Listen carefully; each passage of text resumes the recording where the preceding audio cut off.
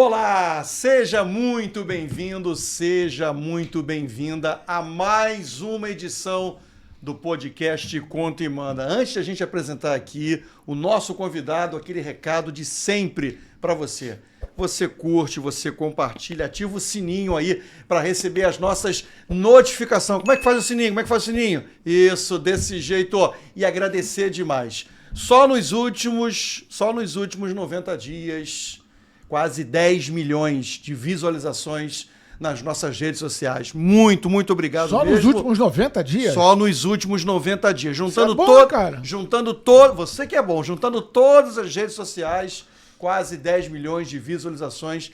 Então, muito obrigado. Obrigado demais pelo seu carinho, pela sua audiência, pela sua cumplicidade aqui com a gente no Conta e Manda. Sempre comigo, Carlos Eduardo Éboli vai apresentar o nosso convidado, mas antes... tem um recado bacana, Éboli. Porque agora, sempre com a gente também nessa parceria, a Colibril, né? Tá aqui nossa parceira. Olha, não faz isso comigo. Que isso, não hein? faz isso comigo. Que isso, hein? Colibril, que sede, hein? Um chopp artesanal com DNA carioca, né? E que tem diversos sabores, são 9 tipos de chopp. Você gosta de IPA? Tem IPA. Tem IPA. Você gosta de Pilsen? Tem Sim, Pilsen. sim. É a Colibril com a gente nessa parceria com Conta e Manda Podcast. É maldade essa imagem, é maldade, porque eu já bebi Colibril. Você já bebeu? Já bebi. Agora eu quero saber o seguinte, se eu quiser fazer uma reunião de amigos e tudo mais, a Colibril monta todo o esquema pra mim? Monta todo o esquema. No Rio de Janeiro? No Rio de Janeiro. Em todo o Grande Rio? Tem o seu evento, é só dar... aquela chamada na Colibril que você vai ter um chopp de primeiríssima qualidade. Bacana. Eu já bebi, Chico Aiello já bebeu e Milton Mendes vai beber também. Com todo prazer. Aiello, Éboli, os ouvintes, telespectadores da Conta e Manda, muito obrigado pela oportunidade. Tudo prazer bem, é cara? nosso, prazer enorme te nosso. receber Prazer é aqui. meu, longos tempos, que a gente faz tempo que não via você. Bacana. Bom, já que a gente tem um técnico aqui, deixa eu abrir esse bate-papo aqui. A gente gravou essa entrevista aqui com o Milton Mendes, só para a gente contextualizar. No dia seguinte, a apresentação de Carlo Ancelotti como novo técnico da seleção brasileira.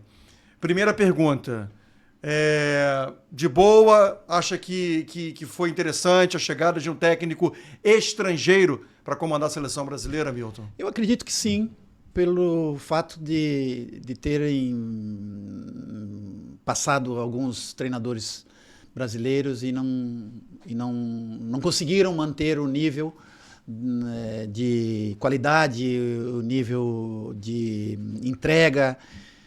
Eu acredito que para o torcedor, para nós que somos brasileiros, vai ser uma boa porque é uma lufada de ar fresco, né? Mas para os treinadores brasileiros vai ser um problema porque é mais um estrangeiro. E vendo como um profissional da área, acredito que para o treinador brasileiro vai ser um problema em termos de futuro. Mas para nós da seleção, para nós brasileiros, eu me contando agora como brasileiro, eu acho que vai ser uma boa, até porque nós já tínhamos encetado possibilidades que poderia ser esse treinador, e assim o é, e agora é torcer e bater palma para ele que consiga fazer com que os nossos jogadores joguem. Pelo que eu entendi, só para deixar amarrado, pelo que eu entendi, eu e o Éboli somos brasileiros, mas não somos treinadores. Exatamente. Então, pra gente, como brasileiros, a chegada do Ancelotti... Para mim, como brasileiro, também. Então, mas você é treinador. Exatamente. Então, olhando pelo campo do treinador, eu penso que não vai ser bom para os treinadores Mercado, brasileiros. você está falando de mercado. Em termos de Depõe mercado. contra a qualidade do técnico brasileiro? Bom, aí a gente tem que olhar por 2 prismas, né? O prisma da direção. Por que a direção vai buscar um treinador estrangeiro? Porque não encontrou aqui, né? Se você quer um determinado produto para tua casa, tu não encontra, tu vai buscar você vai no teu supermercado. Isso para seleção ou em clube também? Tá acontecendo em todos os lados, né? Você tem muitos estrangeiros hoje sim, participando hoje do futebol brasileiro. tem 60% dos treinadores né, são estrangeiros.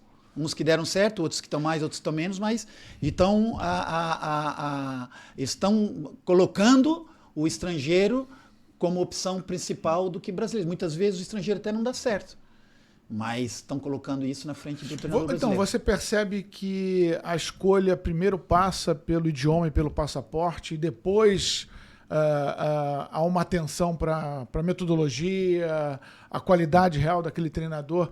Hoje, na hora de avaliar o mercado, nas escolhas, seja num clube ou agora na seleção brasileira, o idioma está se colocando à frente, o passaporte está se colocando à frente? Não, eu não diria dessa forma, né? Porque daí a gente estaria sendo leviano, porque eu não sei o que passa na cabeça dos dirigentes. Todavia, nós não podemos deixar de falar que já vieram alguns treinadores que deram certo, da escola portuguesa, né? Já vieram alguns treinadores que deram certo da escola sul-americana, né? Conmebol. Argentina, principalmente. Argentina, Entretanto, há outros também não deram certo do mesmo passaporte. O primeiro treinador com curso feito em Portugal a treinar o Brasil foi Milton Mendes, que veio em 2015, que os cursos de Portugal, eu vim para cá em 2015 e o Jorge Jesus veio em 2016. E o primeiro treinador que veio e fez o trabalho no Atlético Paraná Clube, depois Ferroviária e depois Atlético Paranaense fui eu. Depois veio o Jorge Jesus deu um boom maior porque o Jorge Jesus entrou no Flamengo. Não, Jorge Jesus 2019. 2019, pronto. Logo em seguida. Entrou e ganhou, né? Porque ele ficou pouco tempo. Ganhou não, atropelou, né? Foi diferente. Atropelou. Mas junto com o Jorge Jesus, o Flamengo contratou alguns jogadores que fizeram a diferença. Sim, né? claro. Fizeram a diferença. Né? Sem dúvida nenhuma. Aquela primeira linha europeia ali de defesa. Sim. Né? Exatamente. Mas nós estamos falando de escola. O que é a escola? A escola portuguesa, ela é muito boa. A escola portuguesa ela é muito boa. Porque Por quê? Por quê? Porque ela é muito exigente, já explico por quê. E essa escola portuguesa, ela é boa, não significa que o treinador português ele é bom. A escola portuguesa é boa. E essa escola portuguesa pode estar um brasileiro, pode estar um alemão, pode estar um inglês. Nessa escola portuguesa ele ser tão bom quanto. Ou seja, então não significa que você vai encontrar na escola portuguesa treinadores bons, como vai encontrar na escola brasileira aqui treinadores bons. E eu tenho acompanhado os cursos, eles têm feito um bom curso, têm ajudado bastante. Só que os treinadores estrangeiros vêm com uma multa rescisória avultada. Então tem que ter mais paciência. E o treinador brasileiro está aqui, paga 2 meses e vai embora. Então é muito mais fácil dispensar. Conseguiu entender a diferença?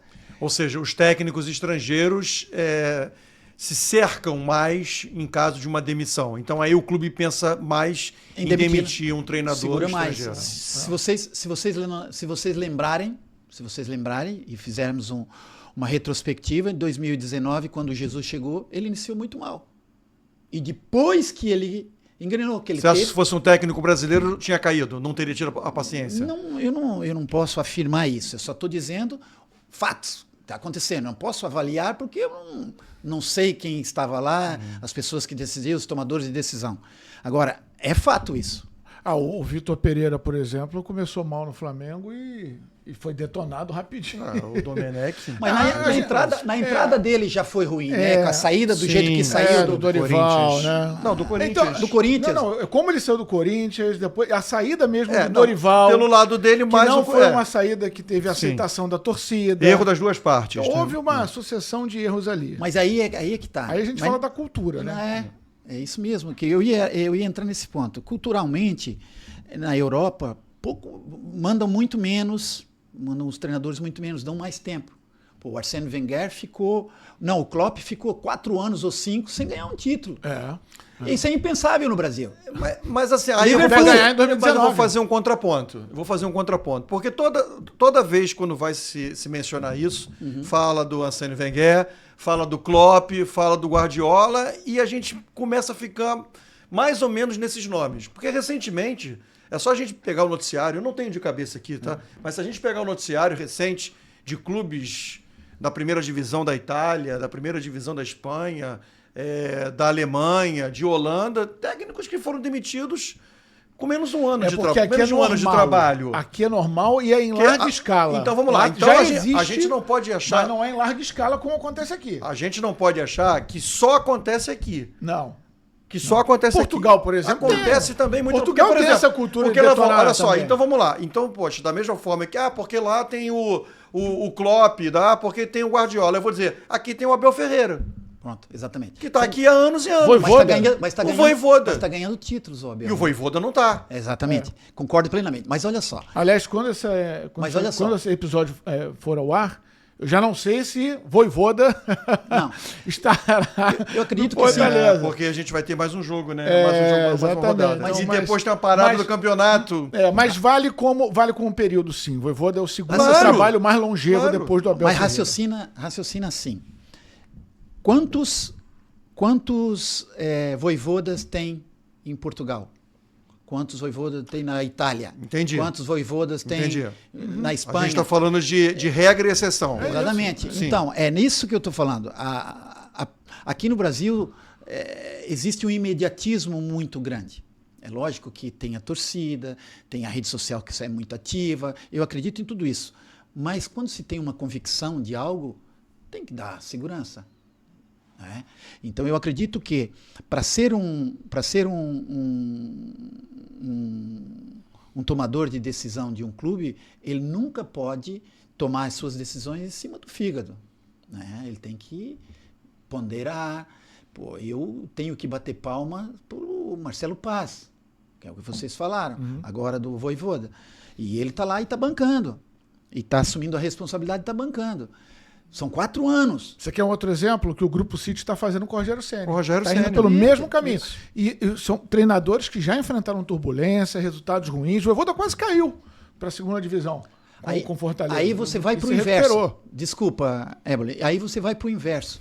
Aí vai para uma equipe que não está bem e que está trocando de treinador. Isso é a maior asneira que pode ter. Porque cada vez que começa treinador, que inicia o treinador, é mais um gol da Alemanha. Ou seja, volta tudo a zero de novo. Sim.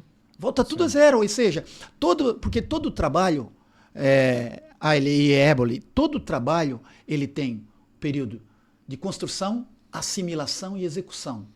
Essas 3 fases, todo mundo pode até, mas tem que passar por essas 3 fases. A construção de ideias, de relacionamento, O entendimento de daquilo, do jogo, que é a depois segunda fase. assimilar aquilo e depois por último, praticar. executar. Então, isso tudo leva seu tempo. Ah, mas o treinador muda no dia seguinte e ganha. Mas aquilo ali é só o efeito momentâneo. Porque se der uma continuidade e não tiver essas 3 linhas vai ser tudo no mesmo, vai ser o bumba meu boi e vai ganhar. Agora, eu acredito muito que o futebol, cada vez mais, ele está linkado à teoria. A teoria é tão importante para a prática como a prática para a teoria. Não vamos mais fazer futebol só com, eu sei jogar, eu joguei futebol, eu vou fazer. Não vai mais acontecer, eu fui jogador de futebol, eu vou ser presidente de clube. Eu vou ser executivo. Joguei futebol, vou ser treinador. Não consegue. Tem que se preparar Tem pra que nova se função. preparar, meus amigos. E aí, desculpa que eu estou falando sozinho, mas é muito importante isso. Mas e aí, você que tem que contar e mandar aqui. e né? aí, Não. aí você diz assim, para ser médico, o que você precisa para ser médico? Aí o cara, não, olha, eu lá na minha rua, eu operava uns meninos, cortava uns boi lá, e eu posso ser médico. Não pode. Não, eu construía na minha casa, eu fiz lá uns andaimes e eu posso ser engenheiro. Não pode. E por que treinador, qualquer pessoa pode ser treinador? Por que qualquer um poderia ser treinador? Que antigamente, menos de 10 anos atrás, tendo bilhete de identidade, podia ser treinador. Então, a minha avó poderia ter sido treinadora, se ela quisesse. Então, mostra que eles estavam levando o futebol não sério. Agora sim. Estão exigindo, As licenças as todas. licenças, qualificação, estão exigindo tudo. Ou seja, tem que estudar. Ou seja, eu fiz agora mestrado. E a defesa da minha tese é a relação entre a intensidade e o volume de treino para chegar da lesão. Então, eu acho que cada vez mais o profissional ele tem que se preparar. E aí a gente diz assim, no Brasil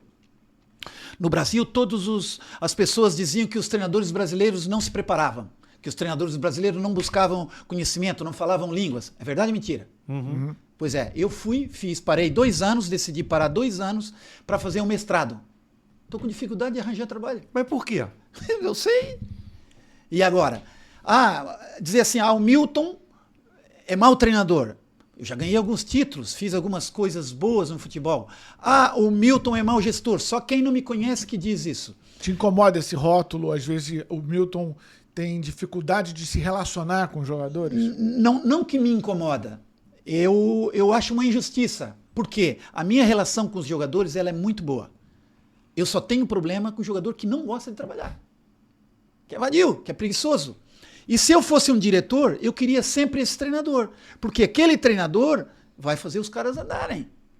Jogador brasileiro gosta de ou então técnico. tira do grupo. Ou então tira do grupo. Exatamente. Não, eu nem diria isso, mas dava uma chamada. Não deixava só para o treinador.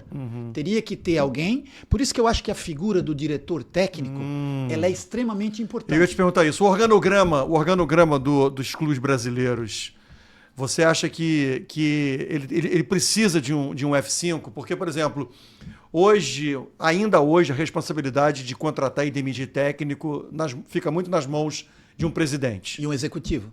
É. E talvez o treinador, às vezes. Sim.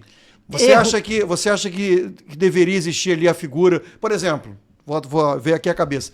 Muricy Ramalho no São Paulo. Pronto. Eu acho... Filipão no Grêmio. Agora. Sim, agora. Filipão no Grêmio, o Paulo Torre no no Atlético Paranaense. Já foi no Atlético Paranaense. Isso. São os 3 nomes, mais nada. Mas você acha que essa figura é importante? Extremamente importante. Mas eu ia muito mais além do que você falou agora. A contratação nunca pode estar vinculada ao presidente, nunca pode estar só vinculada ao treinador e nunca pode estar só vinculada ao executivo. O presidente, ele tem que fazer a gestão do clube. O executivo e o treinador, juntamente com o scout do clube, preparar e trazer. Mas só que, antes dessas 3 figuras, o clube tem que ter, isso é a minha forma de ver o futebol. O clube tem que ter, porque o clube não pode andar ou parar se não tem um executivo e se não tem um treinador. O clube tem que andar sem essas pessoas. Sim. Mesmo que seja o Éboli, mesmo que seja o Milton, mesmo que seja o Marcelinho, mesmo que seja o Fraga, qualquer o clube tem que poder andar. Ou seja, o clube tem que ter uma identidade própria. Pronto. A gente chama no jornalismo de linha editorial. Exatamente. O clube tem que ter uma linha. O clube tendo essa linha, ele tem que ter um scout muito bom, onde vai buscar jogadores, entendendo como o clube e os seus torcedores gostam dos jogadores. Por exemplo, Santa Catarina, o Rio Grande do Sul, lá o Sul é muita força, então o jogador técnico vai ter dificuldade. Então, esse já não entra na escala da metodologia do clube. Ou seja, então vai contratar jogadores consoante ao que o clube e torcedores gostam. Pronto. Depois, prepara o seu modelo de jogo, e o seu modelo de jogo é um 4-2-3-1, 3-5-2. Quem são os treinadores que se encaixam nesse perfil? É o Joaquim, é o Pedro, o Manuel, tal. Então vamos lá, vamos começar a conversar com esses caras, ver o que se encaixa. Meu amigo, nós temos esse plantel aqui, ó. Eu acho que esse plantel não dá, porque eu não consigo fazer um bom trabalho com esse plantel. Risca, próximo. E fazer um levantamento para ver quem se encaixa naquele perfil para entrar com o carro já andando. Aí botar o carro andando mais veloz ou andando um pouquinho para o lado, aí vai ser o cunho pessoal do treinador. E conexão com a base também, né? Totalmente. Linha de produção, né? É isso cada vez mais. Se você olhar os momentos bons do Vasco, que eu trabalhei no Vasco e posso falar, foi quando lançaram jogadores jovens, que botaram, vendiam e buscavam dinheiro. Você lançou gente boa, né? Isso é base. Isso é básico para qualquer clube. É ter uma linha de produção para chegar lá na frente e vender bem. Ou seja, o custo baixo. Vamos trazer um jogador mais velho de outro lado. Nada contra os mais velhos. Eu sou contra os mais velhos preguiçosos. Agora, os que vêm mais velhos para treinar, que gostam de trabalhar, esses sempre, porque vão agregar muita coisa. Não só a experiência, como... Agora, trazer esses caras velhos que não gostam de trabalhar, só vai atrapalhar. Você já teve muito problema com jogador experiente, preguiçoso? Eu já tive alguns.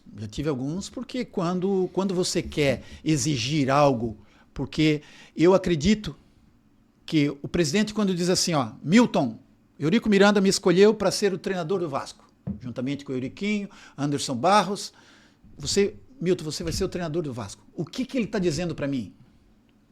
É contigo. Cuida do nosso maior patrimônio. O trabalho do treinador qual é? É chegar lá e fazer o quê? Botar os caras a rodar. Botar os caras a andar e a trabalhar. Se eu chego lá e tento ser amiguinho deles, eu estou indo contra a minha entidade patronal. Mas eles vão te derrubar. Aí... E aí eu quero ver o presidente segurar você. O Eurico não te segurou. Não, o Eurico não conseguiu me segurar. Ué, não conseguiu. mas ele não tinha confiança em você? Tinha, tanto é que tinha que ele disse para mim que eu voltaria. Ué, mas não tinha que ter tirado ali, né? Porque na verdade é o seguinte, na queda de braço, os experientes ganharam do treinador. Exatamente. É a máxima do jogador É derruba isso. técnico, mais uma vez. Então, assim, o presidente tem a convicção do técnico, vai lá, apoia. Só que na hora que o jogador vai lá na sala do segura o presidente tranco. entregar o técnico, ele dá a cabeça do treinador pro jogador. Não. Eu, desculpa discordar, mas pode acontecer isso, mas no Vasco não aconteceu isso. Não aconteceu isso, que eu tive uma reunião com o Eurico Miranda nesse dia e nós conversamos. E se vocês lembrarem, se vocês forem buscar, nós fomos uma coletiva juntos. Eu, o Euriquinho, o Anderson Barros e o Eurico Miranda. Fomos nós 4 para a coletiva que eu saí. Quantas vezes tiveram coletivas que foram todos juntos? Então significa que nós fizemos uma rescisão amigável, tranquila. E eu fui lá e sentei com o Eurico e conversamos. Ele falou para mim que estava passando um momento difícil e eu entendi. Se eu digo para ele, presidente, me dá mais uns jogos, ele me dava. Mas eu senti que naquele momento eu tinha que fazer parte daquela decisão também. E foi assim. Saí muito bem com ele. Pena que ele faleceu, conversei com ele algumas vezes, com o Euriquinho menos. Mas esses momentos difíceis, que na verdade foram 5 resultados seguidos sem vitória, Exato. sendo 3 derrotas. Sim, a última foi pro Bahia. Isso. Esses resultados não foram... Tem que ter cuidado com as Preparados. palavras, né? Não, porque eu vou dizer o seguinte. No último jogo contra o Bahia, nós estávamos... Quando nós tomamos acho que foi 3-1, não foi? Isso. Quando nós tomamos o terceiro gol, ou o quarto, ou foi 4-1, eu já não lembro. Não lembro direito. também agora. Eu sei que quando nós tomamos o quarto gol, eu chamei o Nenê e disse assim, Nenê, não vamos levar mais gol, vamos segurar aqui. Então, o Nenê passou esse recado. Então, passou a imagem para fora que os caras não queriam fazer gol. Mas, na verdade, eu não estava querendo ele tomar mais gol. Porque naquele momento, já não tinha mais outra hipótese. Claro. A vaca tinha ido pro breve. Já O não jogo tinha outra já estava hipótese. perdido. Tinha Já. que diminuir o estrago. Só que, poxa, perder de 3 e perder de 8 também não é perder de 3, né? Lógico, pô. Sem dúvida nenhuma. No Então, Brasil perdeu de 8, nem volta pro vestiário. quê? exatamente. No vestiário. Já nem que perdeu de 7 É. numa Copa do Mundo.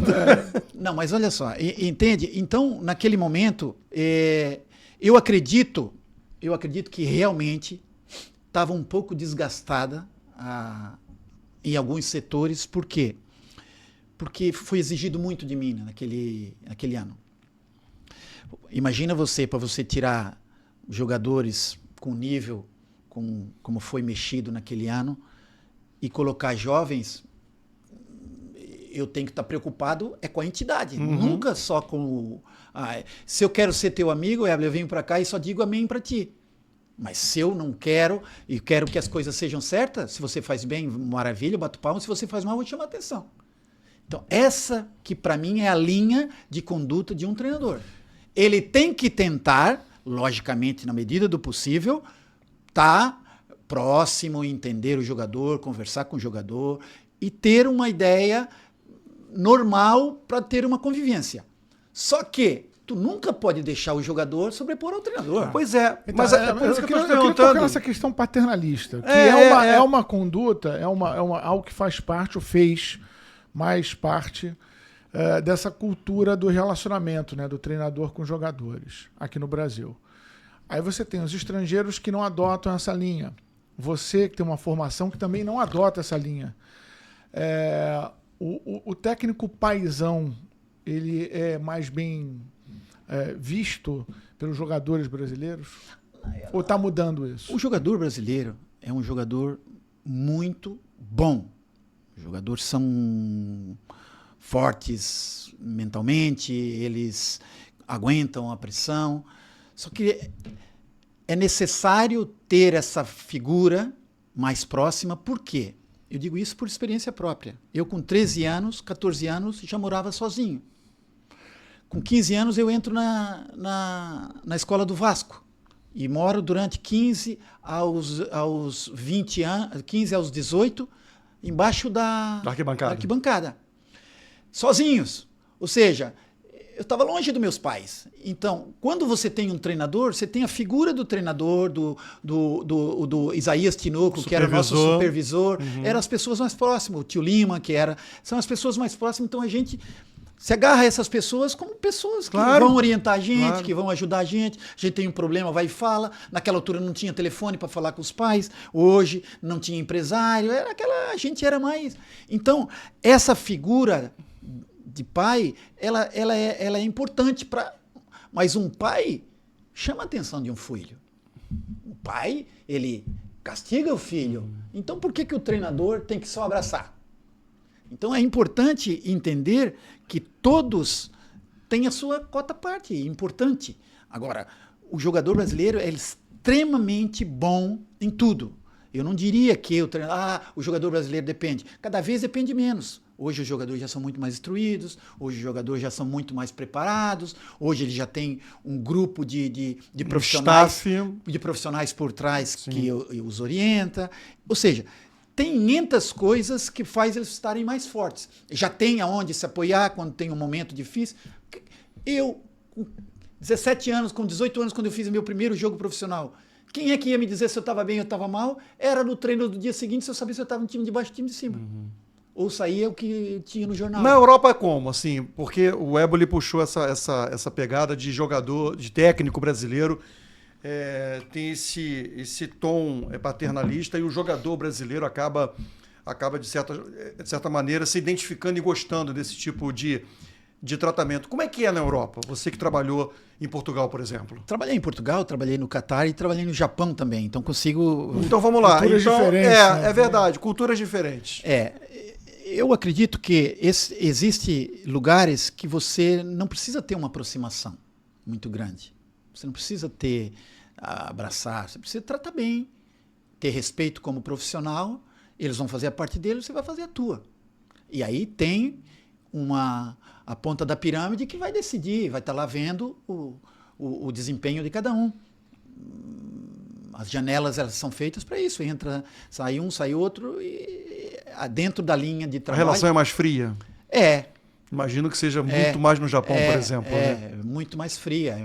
É natural, porque a própria educação do japonês é assim, né? Sim. Eles são muito mais distantes, não querendo dizer que eles não gostam. Sim. Gostam também, tanto quanto a gente, mas só que a forma deles de gostar é diferente. Mostrando, abaixando a cabeça, é a forma deles de mostrar o respeito. O idioma, fazendo um parênteses sobre essa tua passagem pelo Japão... Dificulta muito. Dificulta. Tem que lidar com tradutor, né? Tá. Tradutor sabe traduzir esporro? Não. Não. Eu tive... Como é que faz isso? O japonês é tudo... Minha primeira experiência com tradutor foi em Portugal, que eu tive um treinador iugoslavo, Ivan Cancarevic. Ele tive um treinador iugoslavo que não falava absolutamente nada em português. Ele falava só o croata, aquela língua deles lá. Até para falar o nome é difícil. E quando ele falava, era difícil entender. Aí o outro traduzia. Já não traduzia na intensidade que o treinador falava. Foi a minha primeira experiência. Depois, eu como treinador. Tinha uma coisa que me incomodava muito, onde eu ia, ele andava atrás de mim repetindo o que eu dizia, me incomodava muito. Sabe? Vem aqui do meu lado, fala. Quando eu falar com a pessoa, fala diretamente para ela. Mas não, ele andava de baixo, ouvindo o que eu estava falando, prestando atenção e repetindo. A sombra japonesa. Não faz sentido. É a mesma coisa botar um computador ali repetindo o que você fazer. Ou seja, às vezes eu digo alguma coisa, a intensidade mostra o que você quer dizer. O tom é tudo, né? Então, não é uma coisa simples, não. É muito mais fácil quando você está no vestiário. Aí você está num ambiente onde todos estão parados e você está orientando. E você está dizendo alguma coisa mais simples. Agora, quando você está na hora do jogo, fala ali não sei o quê, não sei o quê. O que é isso? Falava uma coisa.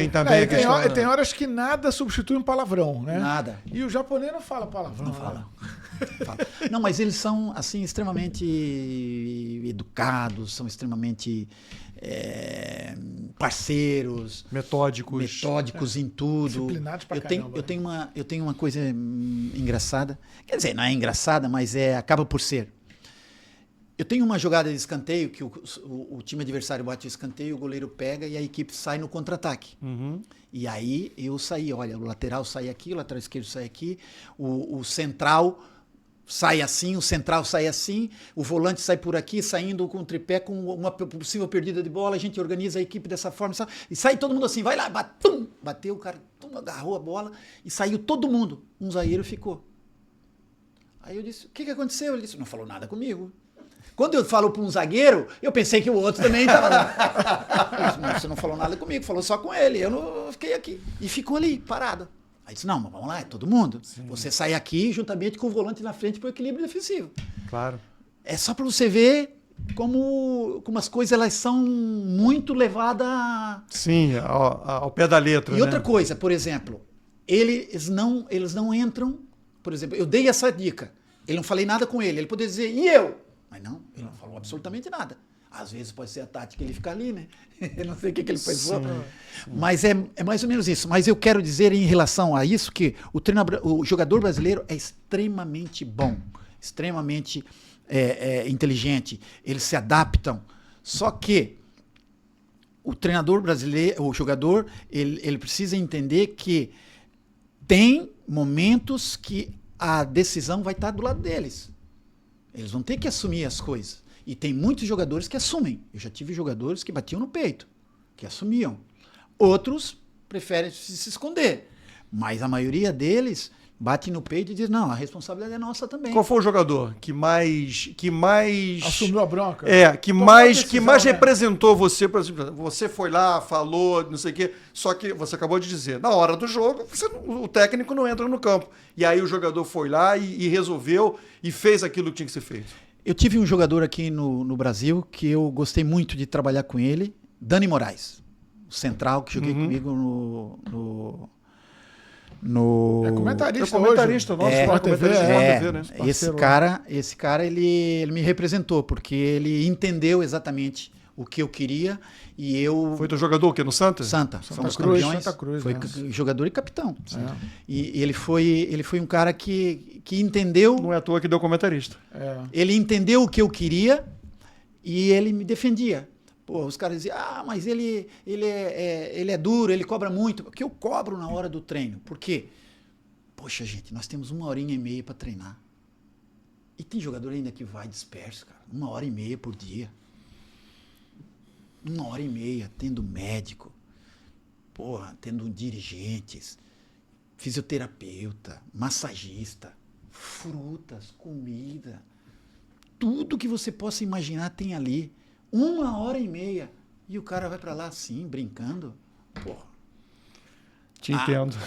Né? E já são poucos os treinamentos. Te entendo. Faz sentido. Mas hoje muito menos, viu? Hoje muito menos. Hoje já estão entendendo, os jogadores já vão mais preparados. Quanto maior o nível, mais... Você vê, hoje a gente vê aí atletas com... A longevidade está cada vez maior. Os atletas buscando cada vez mais, tendo longevidade com as suas idades. Estão se preocupando cada vez mais. Você vê o Vini Júnior quando saiu do Flamengo e agora... A gente aqui no Conta e Manda bateu um papo com o Rafael Fraga, da Magnitude. Eu vi essa... E eu fiz esse podcast com ele. E eu não sei se você se recorda quando eu pergunto para ele sobre essa entrega que hoje uma empresa faz ao jogador. Ou seja, o amparo que uma empresa dá no sentido de questão psicológica, apoio psicológico, apoio financeiro, questão, por exemplo, a gente sabe, né, que os grandes jogadores, vou citar alguns aqui, né, Neymar, Cristiano Ronaldo, todos eles têm um pessoal, ou seja, tem um profissional trabalhando profissional deles, dentro da casa deles, que não tem nada a ver com o clube. Roger Guedes tem lá no Catar um preparador físico que trabalha com ele todos os dias. Então, você acha período inverso. Você acha que isso é uma tendência no futebol? Isso é uma tendência no futebol, ou seja, cada vez mais os novos jogadores Pode, bota café, bota aí, não tem problema não. Aqui a resenha é boa, de boa. Você acha, Milton, que... O Escobar que deixou isso aqui pra gente. Você acha que é uma tendência do jogador ter uma nova mentalidade por causa disso, por causa desse staff ampliado? Porque antigamente, você falou, né? Você não tinha nem empresário. Nada. Você não tinha empresário. O teu pai, né? O teu apoio no Rio de Janeiro... Ou era o técnico? Quem foi teu técnico na base? Foi o Valinhos, foi o seu Enio Farias. Valinhos, que foi auxiliar do Joel durante muito tempo. Valinhos, Enio Farias. Alci Portela. Heron Ricardo, Alci Portela. Alci Portela. Então, esses técnicos e o supervisor Isaías Chinoco. Você já cobriu nessa época. Eu li muito sobre isso. Eu li muito sobre isso. Você vê que eu li muito sobre isso. Eu conheço porque eu li muito. Eu li muito. Né? O Isaías Chinoco. Darcy Peixoto. Darcy, claro. Tá pô. então, seu assim, Darcy. Eu li muito. Então, vamos lá. O seu que tinha ali no centro da cidade uma casinha da Luz Vermelha, como é que chama? Não sei, isso aí é ele que sabe. Isso é ele que sabe. Porra, Milton. Seu Alfeu Pena. Olha aí. Isso eu não sei não, cara. Isso é você que tá falando. Alfeu Pena, o Joia. Tinha o quê? Não, é uns apartamentozinhos. Os apartamentos, umas kitnetzinhas? Que tinha o quê? Um letreiro vermelho? Olha aqui. Mas você... Então, assim, eram essas pessoas que te davam apoio. Hoje não. Hoje não. Hoje o jogador tem uma empresa, como é a Magnitude, ou então ele tem um empresário que entrega para ele N situações. Um pacote profissional. Um pacote profissional. Você acha que isso aí, a partir daí, há uma tendência do jogador mudar? Totalmente. Vou te explicar porque eu sei exatamente o que está acontecendo com o Roger Guedes, né? E o Roger Guedes, estamos falando de um jogador que aqui no Brasil é bom da prateleira média para cima, né? Não é o seleção brasileira. Jogador nota 7,5, 8. Eu colocaria mais, mas ele não é bem visto dessa forma. Mas eu daria mais. Esse rapaz, ele tem personal, tem cozinheiro, comprou hiperbárica para se recuperar melhor e jogando no Catar. Veja bem, o nível... Eu trabalhei no Catar 5 anos. Eu sei o nível que é o Catar. Então ele está se preparando para estar num nível cada vez maior e não cair. Um grande exemplo aqui no Brasil é o Hulk, né? O Hulk? Não, esse é... Mas o Hulk estamos falando porque o Hulk já jogou em... O Rui foi campeão da Liga Europa pelo Porto. Sim. Né? E nem sei se não foi a Champions, foi Liga Europa. Não, foi pela Liga Europa. O Hulk não é campeão do Champions. No Porto. Então, é um cara que esteve no Japão durante muito tempo. Então, ele tem uma visão diferente. O Roger Guedes, ele saiu do Brasil e salvo erro, foi para o Catar. É isso? Ou ele esteve na Rússia, não foi? Não sei agora qual foi É isso que eu estou dizendo.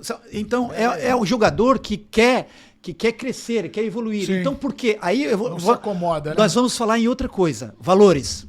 Aí diz assim, mas o cara para comprar uma hiperbárica custa $100 mil. Não é qualquer jogador que pode comprar. Não precisa comprar hiperbárica, mas ele pode comprar aquelas coisas que fazem a recuperação das infláveis com gelo. Isso ele pode comprar. Então o jogador não precisa estar totalmente o dia inteiro, a tarde toda no clube, pode fazer um pouco da recuperação lá e o resto em casa. Porque saiu do Roger Guedes, saiu do Corinthians, foi pro Al Rayyan. Al Rayyan direto, né? Isso, antes do Corinthians jogou no Taishan. E no Shandong também. Na China. Isso. Exatamente. Porque, assim, é fato, né, Milton? O calendário é sufocante, você cada vez tem menos tempo de treino e recuperação, né? Como diz o Luxemburgo, o tal do pijama treine, né? Então, você tem que relaxar, tem que descansar mesmo, não dá para treinar. Mas faz sentido da parte dos treinadores, diante dessa situação que é fato, é a realidade, reclamar de calendário para justificar alguma coisa? Cara, eu acho o seguinte, tudo é possível desde que cada um sinta a sua dor de barriga. Mas eu acho que isso é muito mais virado a uma justificação do que propriamente. Porque se ele é assim, é para ti, é para mim, é para o outro, é para todo mundo, pô. Então, vou me preparar melhor, vou apetrechar meus jogadores melhor, porque hoje tem formas de recuperação muito grande. Basta as equipes estarem preparadas para isso. É lógico que tem equipes que vão estar em 3, 4 calendários, mas ninguém joga. Pô, se você está com uma equipe com um plantel bom, você consegue trabalhar. Hoje nós temos, olha só, são 13 equipes da Série A que jogam 3 competições simultâneas. 13 jogam 3. Ou seja, 3 competições. Você joga mais da metade. Você joga quarta e domingo. Você pode, é lógico que a avaliação tem que ser feita de acordo com cada jogador, né? Uma avaliação feita cada jogador. Mas cada mês você pode trocar um jogador.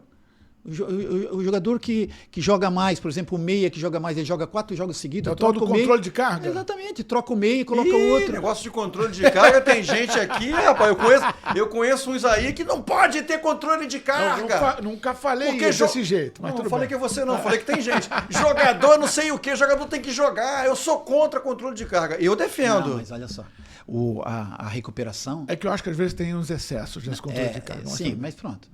Mas tudo tem excesso, né? Depende da forma das pessoas verem. Mas o trabalho é tão importante para a recuperação quanto a recuperação para o trabalho. É a mesma coisa, a teoria para a prática para a teoria. Então não adianta a gente achar que só treinando vai conseguir alcançar. Aí, se você só está treinando, tem o overtraining, treina mais. Aí você pode ter uma lesão, fratura por estresse, cansaço. Tem uma série de coisas que pode acontecer, sem contar das lesões. Eu acredito, dentro da minha tese que eu defendi, que o volume e a intensidade, eles são tão importantes na pré-temporada. Ou seja, você faz uma pré-temporada com volume e intensidade muito alto, o teu sistema nervoso avisa: putz, eu estou treinando alto, muito alto, muito alto, muito alto, eu estou com uma fadiga muito grande, muito grande, muito grande. Trabalhou a pré-temporada toda. Iniciou o campeonato, começou a ir bem, o time vai assim. Aí apareceu um jogo que você está muito cansado e tenta exigir o máximo lá em cima. O teu sistema nervoso central vai avisar: não, eu já senti essa sensação, eu conheço isso aqui, e não vai lesionar. Agora, se você treina pouco, com uma intensidade baixa, e depois vai jogar com a intensidade alta, o teu sistema nervoso central avisa: olha, eu não tô conseguindo entender o que é isso aqui. Vai lesionar. Entende? Então, eu acredito, a minha defesa de tese é que na pré-temporada, quanto maior o volume, maior a intensidade, é lógico, guardando, respeitando os limites de descanso, dos trabalhos que são feitos. Individualizados por posição. Também. E, para mim, é muito importante isso.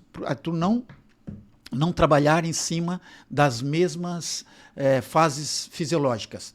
Na segunda, eu trabalho força, velocidade... Não, força...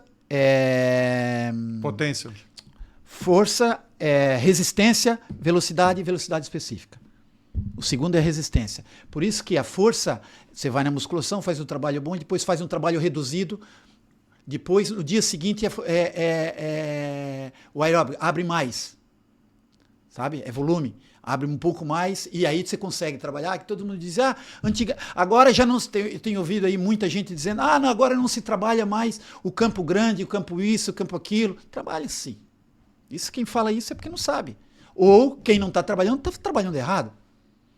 Então, desde que você trabalhando dentro dessas fisiologias do treino, dificilmente você vai lesionar, porque se você trabalha força segunda, força terça, força quarta, você está fazendo overtraining, está trabalhando as mesmas coisas. Você falou aí na pré-temporada, né? A pré-temporada é muito importante, né, Milton? Porque ali é a base, né, para você entregar um elenco para a temporada desgastante. E o calendário, se tem uma coisa que o calendário realmente prejudica, é a pré-temporada. É uma pré-temporada bem curta, na maioria das vezes. Isso envolve campeonato estadual. Né? O novo presidente da CBF, Samir Chaud, diminuiu, né? Já disse que para 2026 haverá uma redução de datas. Passar para 11? Vai passar para 11 datas. Você trabalhou em estados diferentes que se relacionam de maneira diferente com os estaduais. Né? Qual é a tua visão sobre isso? O estadual hoje atrapalha mais do que ajuda? Aí nós vamos sempre bater na mesma tecla, planejamento. Né? O planejamento, para mim, é tudo. Né? É extremamente importante você se posicionar e ver assim, eu tenho quanto tempo para ter pré-temporada? Quantos jogadores eu tenho? Se eu treinar esses dias, eu vou chegar aqui inteiro? Isso tudo tem que ser passado para a direção. Aí as pessoas que estão à frente têm que saber passar isso. E só quem jogou não vai saber passar isso. Então, por isso que a teoria é tão importante para a prática, como a prática para a teoria. Ou seja, você hoje, para fazer uma pré-temporada com uma semana de trabalho, você não consegue. Não consegue. Você tem que ter tempo para fazer um trabalho de base e chegar a uma média. Tem muitos clubes já que estão iniciando, aí entra o planejamento, iniciando o trabalho antes para chegar no estadual e estar com um grupo pronto. E aquele que jogou mais, entra mais tarde, faz um trabalho e entra tempos depois. O Flamengo fez isso. Você trabalhou no Atlético Paranaense, que acho que foi o primeiro clube a falar, não vou jogar estadual com o time principal. Muitas vezes aconteceu. Foi o primeiro. Então, isso é planejamento. Né? Isso é planejamento. E eu, desde logo quando eu vi... Mas não é simples, né? Não é Num simples. país que sobrevive de resultado... Não, que a pressão da torcida... Para alguns clubes, o campeonato estadual é a única possibilidade de título na temporada. E tem uma brincadeira no futebol que diz que estadual é lugar onde você perde emprego. Sim. Não vale nada, mas derruba técnico. Não vale nada, mas derruba treinador. Exatamente. Então... O planejamento, para mim, é extremamente importante. Né? O que você vai ter, o tempo que você vai ter, como você vai preparar, aonde você pode chegar. Mas aí esse planejamento tem que ser frio. Não pode ser torcedor. A gente vai ganhar tudo, não sei o quê. Não pode ser feito dessa forma. E as pessoas que estão à frente, elas têm que saber entender. E os profissionais, treinador, têm que saber passar a mensagem verdadeira. E não só isso, o diretor técnico que está aí tem que saber avaliar. Saber avaliar o trabalho e saber avaliar como. Entende? Então isso não é um... É muita gente para saber avaliar. Não, mas é uma dificuldade. Não, mas eu acho que é simples. O que você está falando é perfeito. Só é que hoje em dia há uma dificuldade grande de encontrar tanta gente que pensa igual. É simples. Não precisa pensar igual. Cada um na sua. Não precisa pensar igual. Basta ver assim, ó. O treinador, ele vai para campo e vai fazer o seu trabalho diário. E está ali o diretor técnico que sabe o que ele está fazendo. Sim. Aí vai para o jogo domingo. O treinador trabalhou durante a semana toda uma coisa, o jogo não acontece. Trabalhou a semana toda no jogo, não acontece. A culpa não é do treinador, a culpa é do jogador. E aí é que tem que saber avaliar.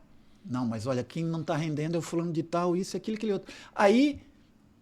acontece o que acontece com o Vojvoda. O presidente segura. Sim. Segura porque sabe que o trabalho dele está sendo bem feito. Agora, quando é feita a coisa em cima da bilis, perdeu 2 jogos, sai. Perdeu 3 jogos, sai. Que foi o que aconteceu contigo no Retrô? Mas... Tá surpreso, viu o Retrô nas oitavas de final? Não, porque o primeiro jogo foi comigo lá, né? A gente fez uma estratégia muito boa e ganhamos o jogo até o finalzinho, mas depois... levamos um gol, mas o Retrô é um clube que está bem apetrechado. Mas em relação ao que eu estava falando nisso agora, é extremamente importante saber como você vai preparar, como você vai entrar para poder lidar com o adversário. Essa avaliação ela é feita pelo diretor técnico. E o diretor técnico... cada vez mais eu acredito que essa figura tem que estar... Eu também penso como você, porque tem que existir. O diretor técnico, ele não está ali para avaliar e nem entrar no lugar do treinador. O Muricy fez isso, tá? Nada. O Muricy fez isso. O Muricy, quando acerta com o São Paulo, para ser diretor técnico, ele exigiu que colocasse no contrato, o seguinte: não aceito ser técnico em caso de demissão de treinador, de queda de técnico e tudo mais. Para não parecer o seguinte... que ele, Muricy, estaria, entre aspas, tentando derrubar o treinador para ele poder assumir. Sim, mas esse é o pão nosso cada dia no futebol, né? Sim. Mas aí, eu acho, eu já admirava o Muricy e não sabia disso, admiro ainda mais. Sim. E é uma adenda que eu vou levar para minha vida. Para não existir, não parecer que existe uma concorrência entre o diretor técnico e o técnico. E não só isso. Porque lá na frente o treinador sai. Quem é a primeira pessoa que eles vão pensar em pôr no... É ele. Claro. Mas como já está no contrato, eles não vão mais falar nisso.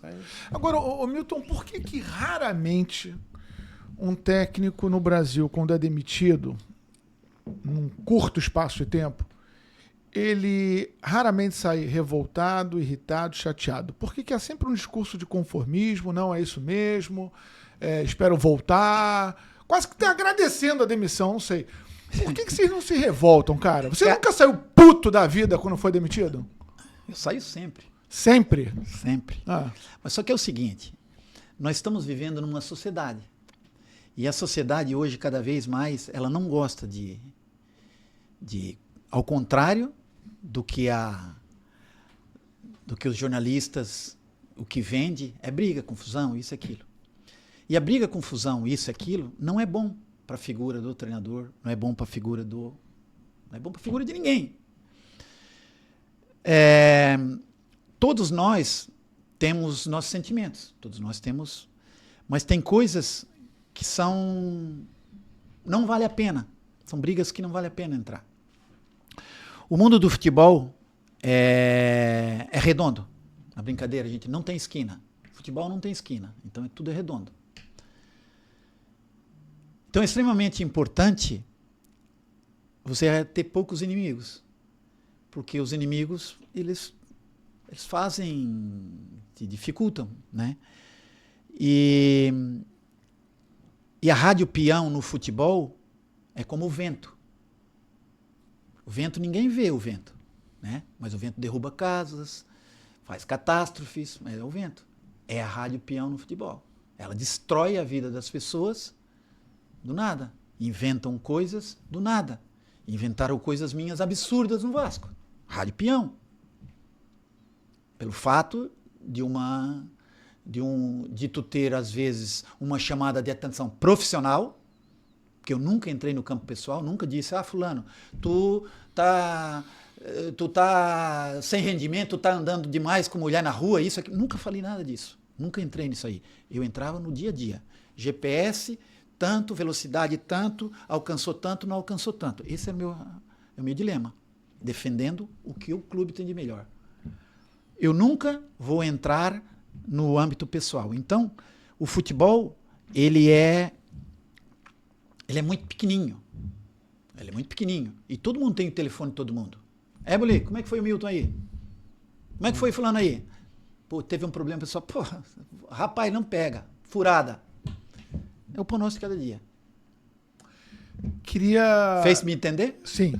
Totalmente. Queria que você falasse sobre a tua relação com o Vasco e mais precisamente, tua relação com o Eurico Miranda, que nessa questão aí de imagem pública, o Eurico Miranda, durante muitos anos, ao longo da carreira que ele construiu como dirigente, primeiro como um vice-presidente, depois como presidente de fato, ele foi quase que o inimigo número 1, né, do futebol brasileiro, né?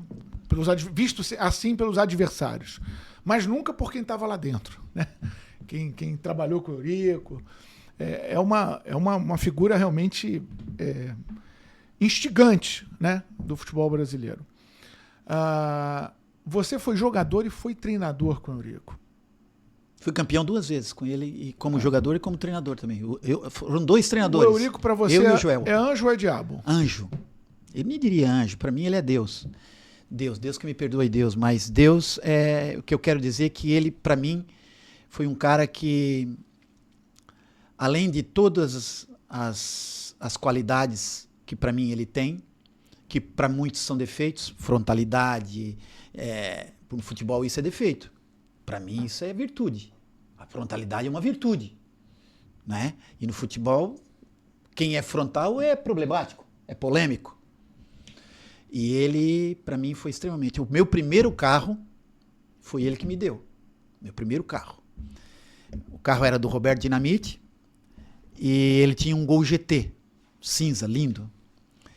E aí o Dinamite foi e trocou o carro dele por um Santana Quantum, da altura. Ele já estava deixando de ser garotão, já era homem de família e tal.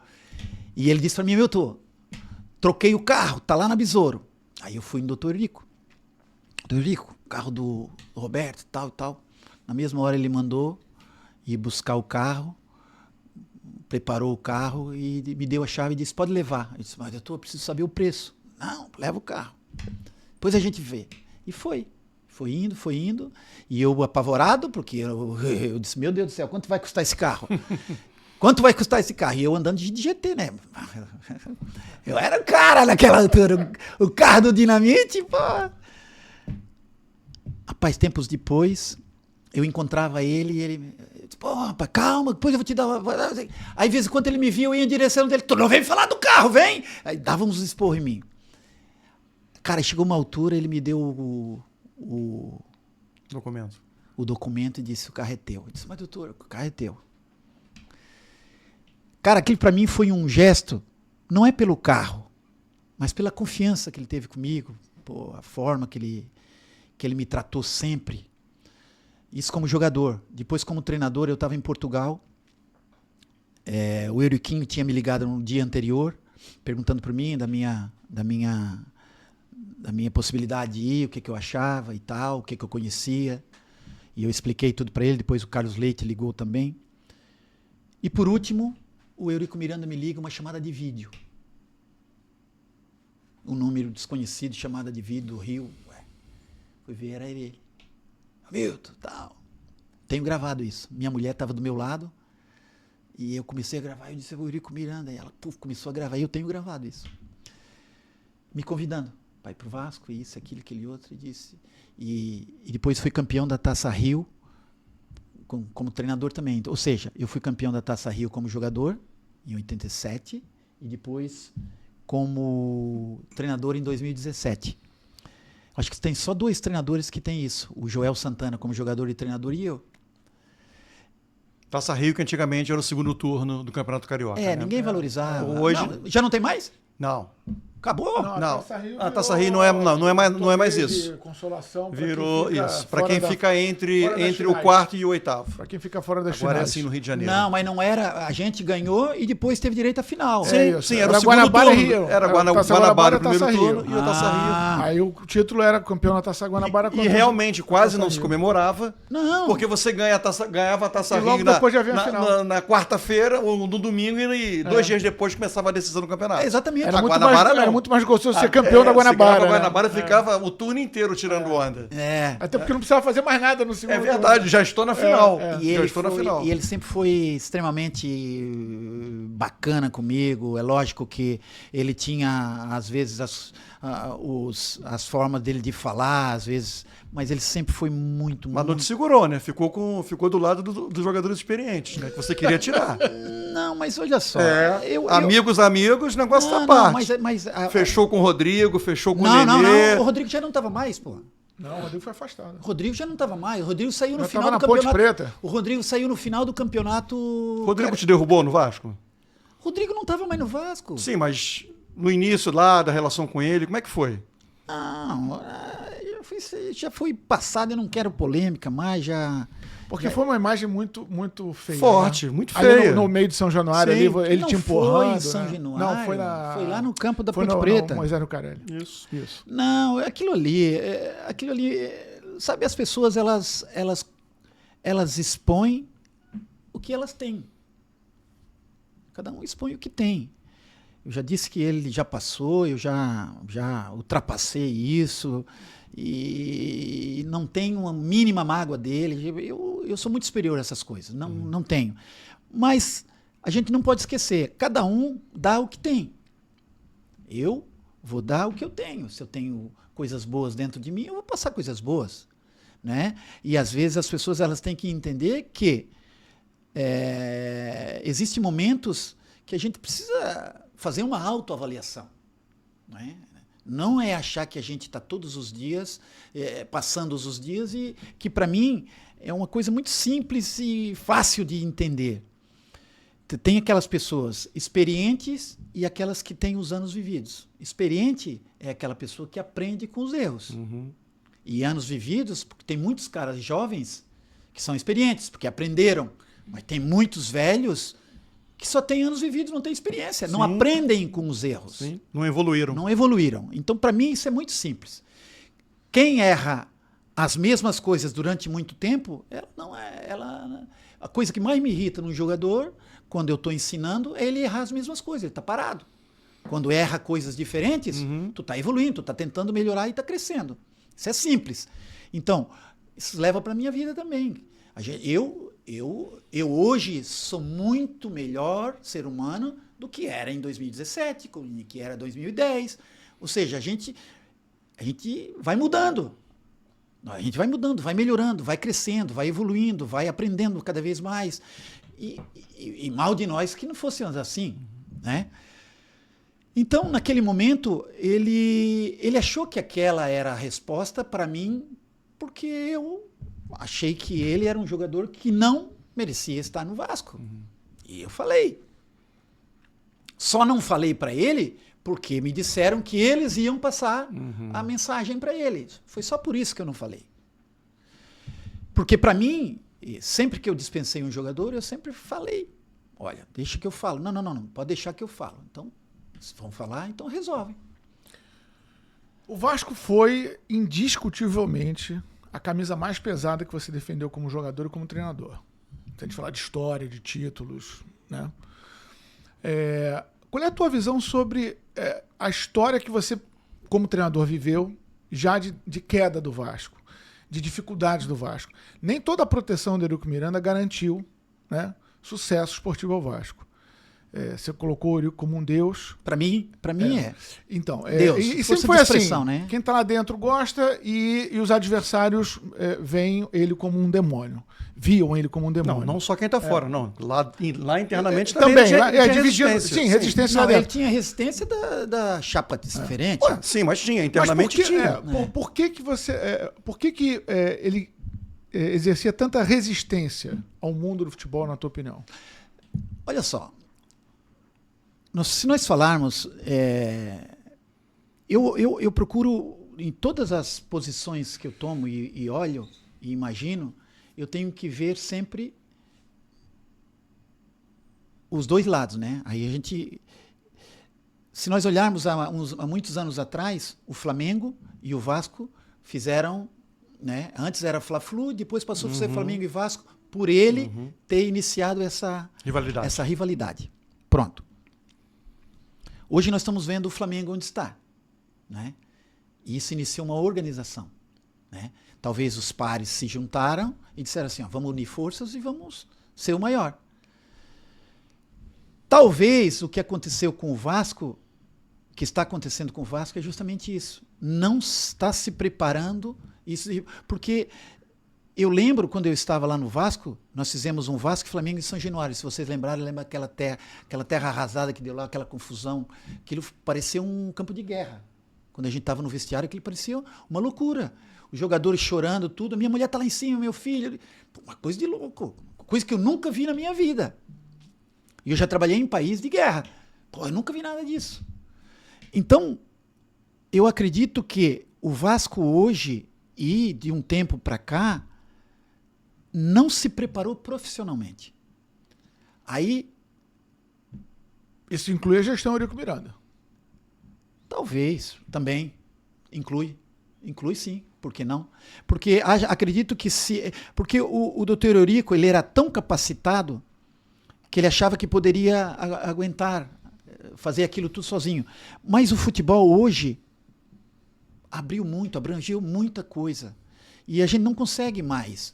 Hoje a gente vai ver uma empresa pequena, que meu irmão tem empresa em Santa Catarina, todos têm seus departamentos, a própria magnitude, nós estivemos conversando agora de manhã, eles têm todo o seu departamento e cada um toca o seu departamento. E depois é responsabilizado por seu outro. Então, esse é o progresso, isso é a SAF, isso é o crescimento.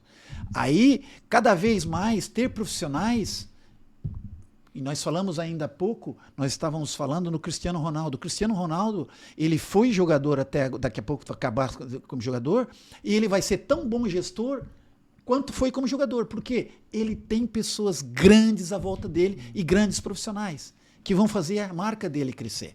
Então, acho que o segredo está não você ser bom, mas buscar gente tão boa ou melhor que você. Você é PhD em dirigente polêmico, né? Assim, Não vai falar do Petralha, né? Lógico. Quem é que é mais fácil o trato? Eurico Miranda ou Mário Celso Petralha no Atlético Paranaense? Cara, eu de relação, eu tive uma melhor relação com o Eurico Miranda, sem dúvida nenhuma. Até porque a nossa história é muito grande, né? A nossa história começa como pai para filho, praticamente, né? Eu tinha meu pai conheceu, meu pai era vivo na altura, mas meu pai morava em Santa Catarina, longe. Então, a gente tinha aquela figura do Eurico Miranda e depois eu comecei a privar e ele gostou de mim. Uhum. E a gente tinha uma boa relação. Ele brincava comigo, gozava comigo. Eu vim do Criciúma, fui emprestado para o Criciúma, voltei. Eu cheguei, ele me mandou uma mensagem através do Paulo Angione dizendo que queria falar comigo. E eu fui, cheguei lá, esperei 3 dias. Ele chegava um dia, não, hoje não dá. Aí cheguei no Criciúma, voltei, tinha feito um bom campeonato no Criciúma, 86. E voltei para o Vasco. Eu cheguei, eu entrei, mandaram eu entrar, e ele estava sentado assim, ele já me olhou de longe assim, ó, não vai pensar porque tu fez uns bons joguinhos lá, tu vem pra cá que vai ganhar dinheiro. Olha, o salário é esse, tu quer, não quer, pode ir embora. Assim. Eu disse, doutor Eurico, dá um pouquinho mais e tal, o que tu quer? Me deu. É assim, a nossa relação sempre foi muito... Pô, eu tenho uma história muito linda que a gente foi no Ramon de Carranza, na Espanha. Fomos campeões. Ele com uma camisa fininha dessa assim, ó. A gente dando a volta olímpica e a gente dava tapa nas costas dele. Doutor Eurico, o bicho é dobrado. Ele é dobrado. Ele feliz da vida. Novo. Era novo, correndo ainda. E que ano foi isso? 85, talvez? Sim, provavelmente. Década de 80. E o Petralha? Porque o Petralha, ele talvez foi ele levou o Atlético Paranaense a um outro nível, né? Foi o clube que iniciou aquele movimento todo de profissionalização, sim, o estádio, sem treinamento, colocou o Atlético Paranaense numa outra prateleira de disputa de competições internacionais. Né? Você já coçou a cabeça umas 5 vezes para falar do Petralha. Já tirou os óculos, já limpando os óculos. E você está permitindo que ele pense muito, cara. Faz logo a pergunta. Gente boa! O Petralha é um profissional. Esse é um verdadeiro profissional. Ele é um homem que ele, como gestor de cimento, de construção, tudo que tem a ver com gestão, menos a pessoal. Ele é bom. Ele não é bom, ele é muito bom. Então, eu gosto dele. Eu tenho boa relação com ele. Tinha, né? Que faz algum tempo que eu não falo com ele, que agora já ninguém consegue falar com ele. Só que o futebol, tu não se constrói o futebol com um campo, né? Só campo. Né? Tanto é que o Atlético Paranaense hoje está passando por um momento... Que parecia que não iria acontecer. Verdade. Voltar para a segunda divisão. Verdade. Mas aí é que tá. Aí pode parece uma coisa que não faz muito sentido, mas ao mesmo tempo faz. Todos os grandes líderes, eles foram sempre muito enérgicos, né? Sempre muito fortes, né? O Eurico era forte na rua para quem estava fora do clube. E dentro do clube ele protegia, era sempre muito enérgico, mas sempre na proteção. Ele nunca deixou de pensar, pedia um aumento, mas por quê? Por isso, ele nunca deixou de pensar sobre isso. Fora, ele já execrava todo mundo, vocês lembram disso? Só que era para fora. O Petralha, o Petralha faz uma gestão muito forte, muito firme, porque a personalidade é muito firme. Ele é um homem com uma visão muito ampla. Muitas vezes a visão dele... as pessoas não alcançavam, porque ele tem uma visão muito grande. Porque ele tem uma visão com 1 e 1 são 2. E no futebol as coisas não são tão lineares assim. Né? Você quando contrata jogador, você contrata expectativa, nunca realidade. Quando você contrata alguém, você contrata expectativa. Você contrata o Neymar, veio pro Santos com a expectativa lá em cima, mas ele vem de uma lesão, então a realidade é outra. Ele precisa de um tempo para voltar a ser o que ele era. Então, quando você contrata, quando você tem uma visão muito mais industrial, muito mais se eu colocar aqui esse papel, vai sair lá na frente 150 folhas, e você está ali, está preparado para isso. E o futebol não é assim. Então, o Petralha estava preparado para esses números frios, mas não estava preparada para a gestão direta dos jogadores, a gestão de que pode acontecer e não pode. Relação interpessoal era difícil. Ele era um cara, como ele era muito firme, muito pragmático, muito ele firme, tem dificuldade disso, né? Ele, como ele tem uma visão muito ampla, muitas vezes ele não consegue, Sim. Ele não consegue entender. Tão centralizador quanto o Eurico. Pouquinho, são parecidos. Mas o Eurico mais maleável, ou seja, o Eurico mais entendedor do campo bola do que propriamente dessas nuances do futebol. Totalmente inverso. O Eurico entendia tudo de futebol. Entendia tudo de futebol. E o próprio Petralha dizia que não entendia. Uma vez ele falou para mim, na brincadeira, dizia assim, isso em 2015, 2015, quando eu estive no Atlético. Ele dizia, dá $1 milhão para um jogador, eu fico assustado, porque eu sei o quanto custa ganhar $1 milhão. E é verdade. Pensando numa fase normal, pensando em encontrar tijolo, pensando em botar folhas de papel. Sim. Mas no futebol não é assim.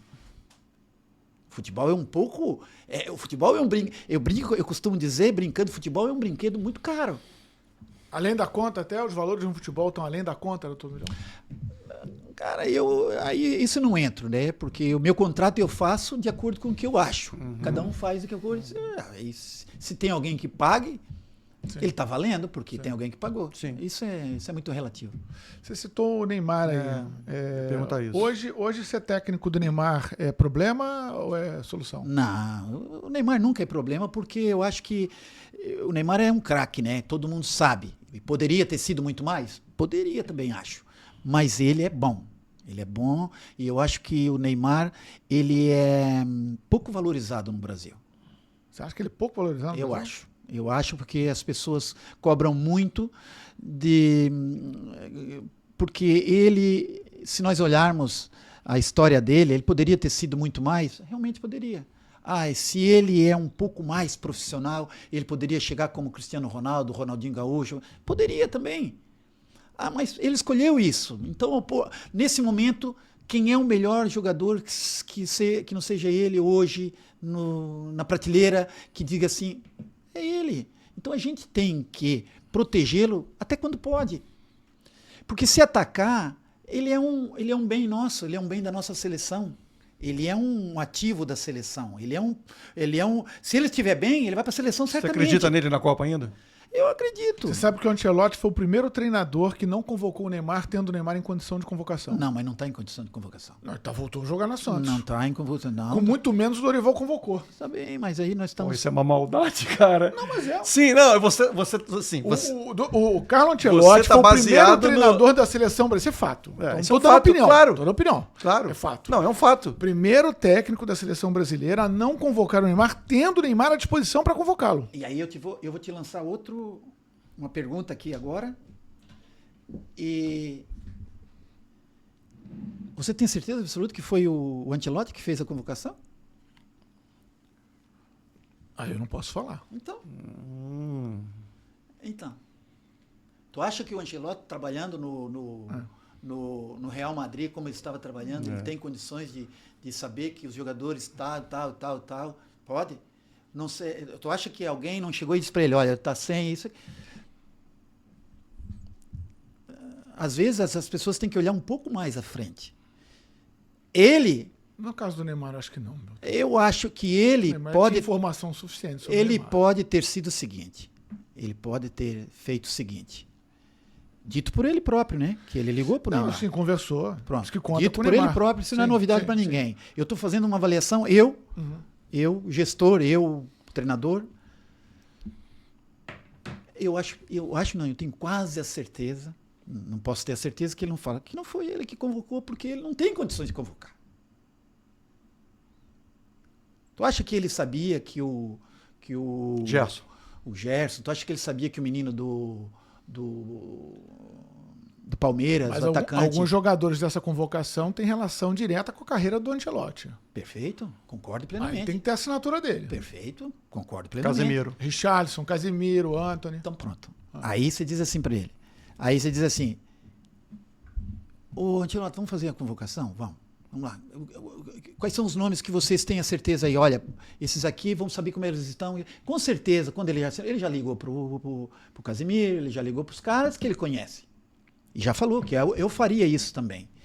Então, certamente, o que trabalhou com ele vai tentar resgatar os que têm condições. Porque ele também não trouxe o Rodrigo. Tá machucado, né? O Rodrigo tá machucado. Você diria que essa lista, então, foi feita a 6, 8 mãos?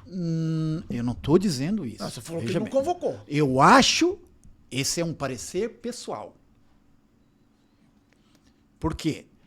Tem uma semana que ele fez o último jogo com o Real Madrid. O Real Madrid não é um clube que você consegue dizer assim, não, eu vou olhar para a seleção e vou treinar o Real Madrid. Não é assim. O staff dele pode estar dando uma olhada. Pode ser, um ou outro. Mas ele vai confiar mais em alguém que está aqui do que o próprio staff dele, porque o staff dele está trabalhando com ele lá. Concordo plenamente. Então, eu acho que foi dito assim, ó, olha, temos esse jogador aqui que ele conhece, Neymar, ele vem de uma lesão, e isso, aquilo, aquele outro, é um problema. Aí, olha só, se não convocares, tu já vai ter 90% da população do teu lado. Aí, convenhamos, ele tá certo em não convocar. Você convocaria o Neymar? Eu acho que também não. Nesse momento, eu acho que ele também está precisando. Ele próprio sabe que ele Sabe não qual outro jogador que deve estar nesse pacote? O Pedro. Em que sentido? O Pedro voltou a que é um jogar status agora. diferente. Sim, Ok, não. mas pra posição, Sim, mas o Pedro Pedro voltou é a o jogar. cara pedido. Claro pra que é, posição. claro Aí que ele é. trouxe novamente o Richarlison. Mas o Sem dúvida. Richarlison é um cara que trabalhou com ele e foi bem com É ele. isso. Não, tudo bem, mas eu acho que vamos imaginar, no próximo par de jogos, Aí sim. aí o Pedro vai estar, gente. Não. Aí, Você acha que a segunda convocação vai Sim. ser a convocação Aí é 100% Eu- Ancelotti? aí sim, aí aí sim. eu concordo 200% que Aí é sim, dele. aí É sim. dele. Aí eu concordo também. Eu Quem contar e mandar aqui é ele, não sou eu não, mas eu concordo com isso. Escuta uma coisa e raciocinem comigo. O posicionamento dele, do Ancelotti, ele seria leviano se ele dissesse, eu vou fazer a convocação. Ele não está preparado para isso. E ele é tão inteligente que eu tenho certeza absoluta que ele, olha, eu quero esse, vamos ver como é que vocês estão tão bem. Agora o resto é com vocês, que vocês estão aqui. Me ajudem. Me ajudem. Isso é fato, porque ele é um cara que eu acho que ele vai ter o momento dele. Eu acho que ele vai sofrer. Guarde o que eu estou dizendo, eu acho que ele vai sofrer aqui. Em que sentido? Vai sofrer. Depois vocês Nós, me digam. dentro das 4 linhas ou fora das 4 linhas? Depois vocês me digam. Não acredito que o Ancelotti vai ser chamado de burro. Vocês vão ver. Vai ser chamado de burro? Eu acho. Sério? Eu acho. Não por ele. Não. Capacidade ele tem. Pelos resultados. Pela atuação do time. Veja bem, olha, agora eu vou entrar num outro campo profissional. Nós estamos no Brasil, o que nós temos de melhor no Brasil, dito por ele, Ancelotti, ontem? Técnica. O jogador brasileiro é um jogador muito técnico, certo? Perfeito. Pronto. Nós somos o jacaré. O jacaré pega a presa e faz o quê? Leva para onde? Para a água, que é o habitat natural dele, onde ele luta e consegue dominar a presa. Nós somos o jacaré e estamos trabalhando fora da água. Estamos ensinando os caras a fazerem tudo que fazem na Europa e não fazendo bem, porque não é o habitat natural dele, e estão esquecendo de trabalhar o que nós temos de melhor aqui. Ou seja, nós estamos trabalhando, imitando os trabalhos de lá, tentando fazer que os nossos jogadores aprendam o que tem lá e esquecendo o que nós temos de melhor. Os jogadores brasileiros, eles têm uma qualidade técnica e tal, mas não sabem trabalhar taticamente, por isso tem que trabalhar. Sim, eles têm que trabalhar taticamente, é verdade, mas numa porcentagem 30-70. Nós temos que valorizar o que nós temos muito e nunca esquecer de estar aqui. Lá fora, o que eles têm? Eles sabem que eles não têm técnica, então eles estão trabalhando só a tática, o posicionamento. A Islândia foi às meias finais do Campeonato da Europa jogando robotizada. Foi às meias finais. Então, o tático está cada vez mais forte e o nosso técnico cada vez mais fraco. Ou seja, tu acha que se nós formos tentar igualar o trabalho tático, nós vamos passar? Não vamos passar. Não vamos passar. Agora, se o Ancelotti chega aqui e incentiva, vai, me ajuda, vocês sabem, dribla, arrisca, ousa, tenta, arrisca, quebra a linha. Aí eu penso que a responsabilidade é minha, vão que eu garanto. A primeira vai ser, a segunda vai ser, a terceira não deu certo, meu amigo, problema. Mas eu estou torcendo que dê certo, veja bem, eu estou torcendo muito que dê certo, porque eu acho que o Brasil está necessitado de a gente brigar com quem está lá fora. Mas o processo não está sendo bom para a gente brigar. Mas essa dificuldade de atingir um padrão tático internacional, até que ponto isso tem que ser atribuído também à falta de preparação dos treinadores brasileiros? Que se apoiaram sempre no lado intuitivo, no drible, no futebol moleque, na essência do nosso futebol, mas esqueceu de acompanhar a linha tática internacional. Exatamente. Isso é assim. O meu ponto de vista, estou dando aqui a minha opinião. Claro. Né? Não estou dizendo que nada está certo, é a minha opinião. Claro. Que nós, primeiro de tudo, a gente tem que ter uma linha de raciocínio. Como é que você disse que tinha que ter Linha editorial. Linha editorial. No jornalismo se diz linha editorial. Nós temos que ter uma linha editorial. Se a gente não tiver uma linha editorial, a gente indo para lá, para cá ou para cá, é igual. Nós não temos uma linha. Agora, a gente precisa ter uma linha. O que a gente quer? Não, nós queremos uma equipe irreverente e nós queremos uma equipe que dribla. Então vamos trazer Antony, vamos trazer Neymar, vamos trazer... Rafinha. Nós queremos o quê? Não, nós queremos uma equipe bem taticamente posicionada, jogando em cruzamentos. Então vamos buscar gente que vai na linha de fundo, cruza, e vamos fazer assim. Não, nós vamos jogar com a linha de 3 centrais, não sei o quê. Então temos que buscar homem com ala. Ou seja, a gente tem que ter um direcionamento. Qual será o direcionamento? Aí, dentro desse direcionamento, você prepara a sua equipe. Foi aquilo que nós falamos ainda lá atrás. Aí você vai fazer um clube de futebol. Um time de futebol está com o presidente aqui, nós somos presidente, vice-presidente e diretor. Olha, vamos contratar um treinador para a nossa equipe, precisamos de um bom treinador. Vamos trazer, não sei o que, isso, aquele outro. Vamos buscar um treinador para o júnior, vamos trazer um cara desse para tentar a mesma linha do treinador e tal. E vamos buscar o resto. Traz qualquer um que precisa qualquer um. Aí que está o grande erro. Porque ali é que tem que trazer bons profissionais para chegar lá em cima. Para chegar lá em cima, pô. Porque esses caras aqui que vão dar a base para ali. Aqui, se esses caras trabalharem tecnicamente bem, ou trabalharem um trabalho tático 70-30, trabalhando, mantendo sempre, botando os meninos a se divertirem, rodando posições, porque o garoto, quando ele é pequenininho, ele tem que rodar em várias posições para depois saber o que ele gosta de jogar mais, onde ele está melhor. É uma coisa mais lúdica, né? Assim, eu já tive em lugares que os meninos com 10 anos trabalhando taticamente posicional, cara. Que isso, não existe, meu. Não pode. Bota mais um café. Muito bom mesmo. Entende? Eu acredito muito que aí nós vamos bater sempre no mesmo. A teoria é tão importante para a prática como a prática para a teoria. O prático, ele é importante, mas a teoria tem que estar baseada em alguma coisa. Tu tens que estar preparada, embasada em algo. Eu tenho um amigo em Santa Catarina que eu gosto muito de ouvir a rádio deles, porque ele é meu amigo, eu gosto de ouvir a rádio dele.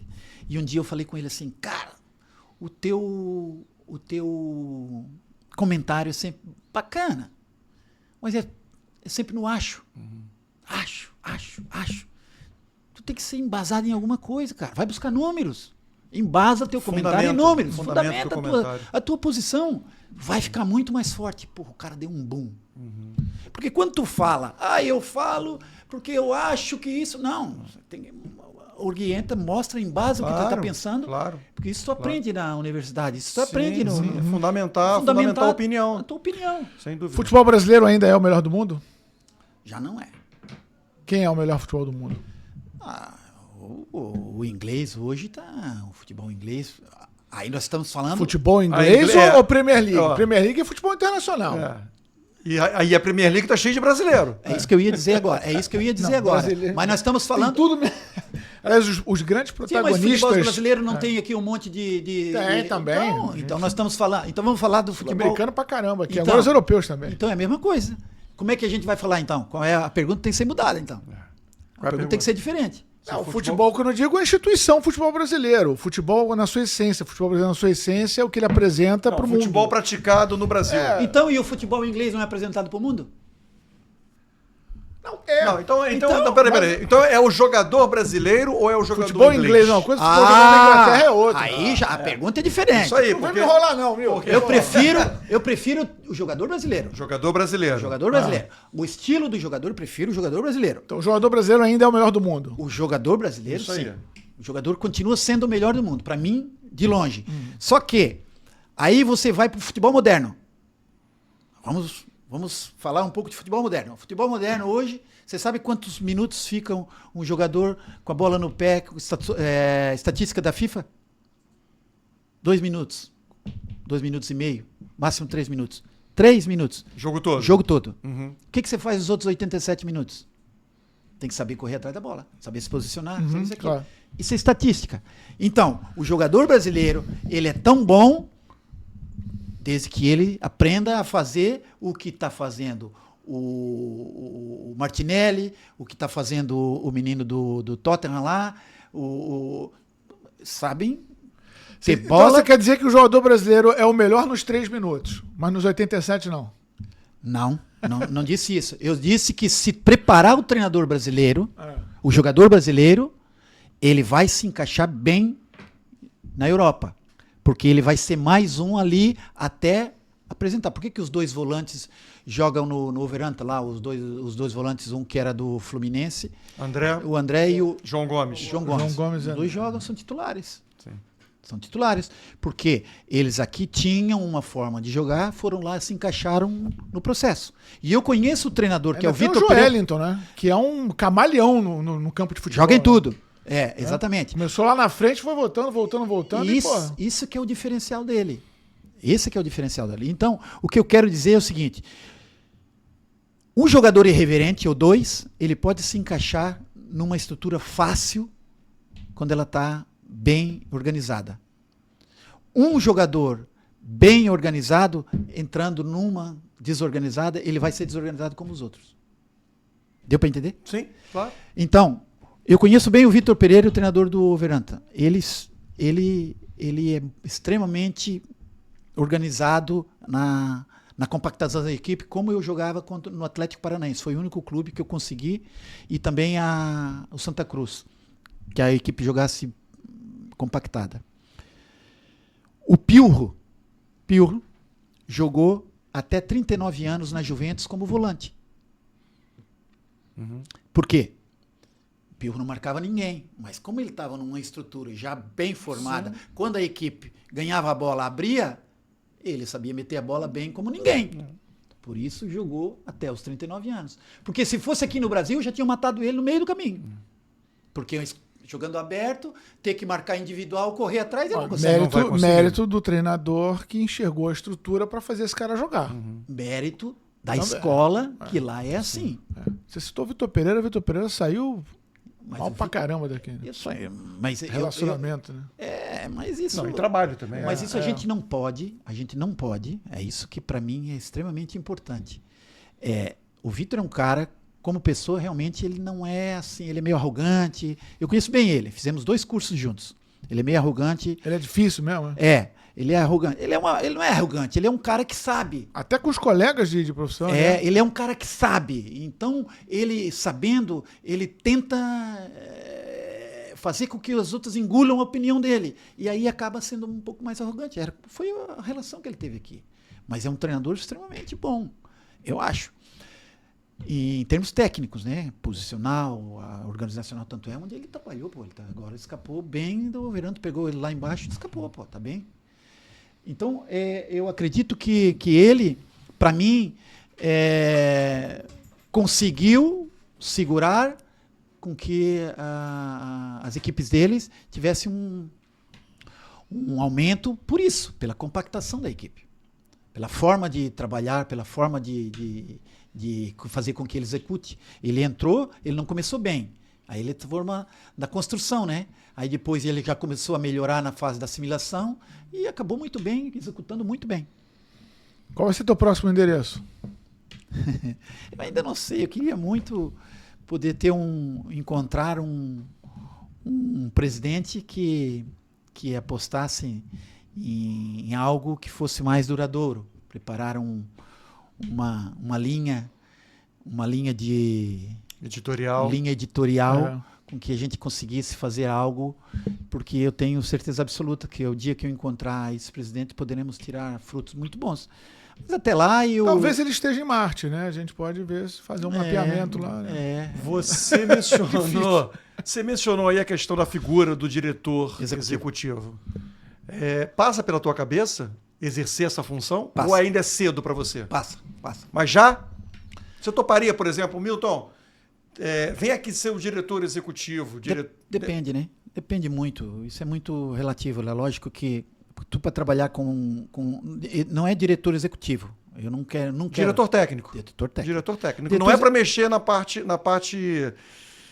entre aspas, burocrática do futebol, mas mexer com a parte técnica. Então, Exatamente. O diretor técnico. O diretor técnico, a minha visão do diretor técnico é saber avaliar trabalhos. Né? Saber avaliar acho que você tem essa base, né? Porque um cara que estudou, né, como você estudou, e ainda continua estudando, mestrado, né? Recém-mestre agora. Então, obviamente, você tem todo o conhecimento, né, da teoria para poder ser aplicado à prática. Mas isso depende muito da pessoa que vai te convidar, não é? É lógico, no meu interior eu me encaixaria em alguns lugares assim. Todavia, o tempo é que diz tudo, né? Eu costumo dizer que eu estou sempre disponível a ouvir, porque o meu objetivo de vida não está fechado. E eu aprendi isso com o Petralha também. Ele dizia que nós temos que ter um projeto nunca fechado. Nós temos que ter um projeto aberto, porque cada dia pode aparecer uma vírgula para dar continuidade. Então, isso é verdade. Então, o meu projeto de vida também não está fechado. E eu creio e acredito muito que o dia a dia faz com que a gente aprenda e veja. Poxa, para mim foi extremamente agradabilíssimo passar essa hora ou duas aqui com vocês, porque eu aprendi muito com vocês também. Claro. Até a forma de vocês fazerem as perguntas, isso para mim foi muito interessante. E fez eu mexer muito com o meu subconsciente para poder, às vezes, fugir. Isso me ajudou bastante. Claro. Mas assim que você tiver o endereço, ou mesmo no endereço atual, você manda direitinho o pessoal da Colibril, tá? Pra receber.